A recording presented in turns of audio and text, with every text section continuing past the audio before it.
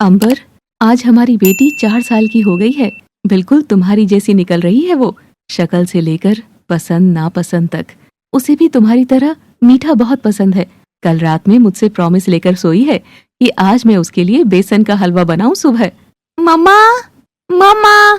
उस आवाज को सुनते ही उस तस्वीर से बात कर रही लड़की पीछे मुड़ी और उसके चेहरे पर एक मुस्कान आ गई।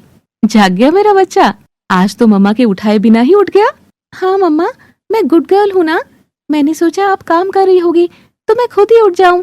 आज इतनी समझदारी की बातें कर रही है, जरूर कुछ दिमाग में चल रहा है इसके। खैर, अभी पता चल ही जाएगा। क्या बात है, आज तो मेरी बच्ची कितनी समझदारी की बातें कर रही है। हाँ मम्मा, अब आप मुझे जगाने आती, फिर मैं नखरे दिखाती तो इसमें आपको हलवा बनाने में लेट हो जाता। अपनी बेटी की बात सुनकर वो लड़की जोर जोर से हंसने लगी और अपनी बेटी को गले लगा लिया। तभी उसकी नजर अपनी खोली के दरवाजे पर गई, जहाँ एक औरत जिनकी उम्र लगभग 48 साल होगी, हाथ में मिठाई का डिब्बा और कुछ पैकेट्स लिए खड़ी थी। मम्मी जी, गार्गी, कैसी हो बेटा? मैं ठीक हूँ मम्मी जी, आप कैसी हैं? और इतनी सुबह सुबह यहाँ? जीती रहो। अब आज का दिन जब इतना खास है तो मैं कैसे ना आती। आज मेरी ताशी का बर्थडे है।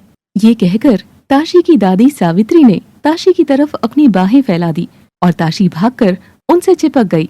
उन दोनों को ऐसे देखकर गार्गी के चेहरे पर एक मुस्कान आ गई। आइए ना मम्मी जी, अंदर आइए। गार्गी की बात सुनकर सावित्री घर के अंदर आ गईं और वहां पड़ी कुर्सी पर बैठ गईं। तुम लोग कहीं जा रही थी क्या? हाँ मम्मी जी, हर बार की तरह इस बार भी मंदिर में दर्शन करके वहाँ बैठे लोगों को कुछ खाना सामान और मिठाई के डब्बे ताशी के हाथ से बंटवा दूंगी। इस वक्त मैं इतना ही कर सकती हूँ। सावित्री के चेहरे पर दुख की लकीरें खिंच गई, जो गार्गी ने महसूस कर ली। इसीलिए वो बात घुमाते हुए बोली, वैसे आज मैंने स्कूल से छुट्टी ले ली है और ताशी की भी छुट्टी करा दी है, ताकि हम पूरा दिन उसका बर्थडे मना सके। और आपको पता है, ताशी इतनी चंचल हो गई है कि अपनी बात मनवाने के लिए बातें भी बनाने लग गई है। ये कहकर गार्गी ने सावित्री को हलवे वाली बात बताई, जिसे सुनकर उनके चेहरे पर भी मुस्कान आ गई। चलो, मैं भी तुम लोगों के साथ मंदिर चलती हूँ। गार्गी ने हाँ में सर हिलाया और ताशी को लेकर वो तीनों मंदिर के लिए निकल गए।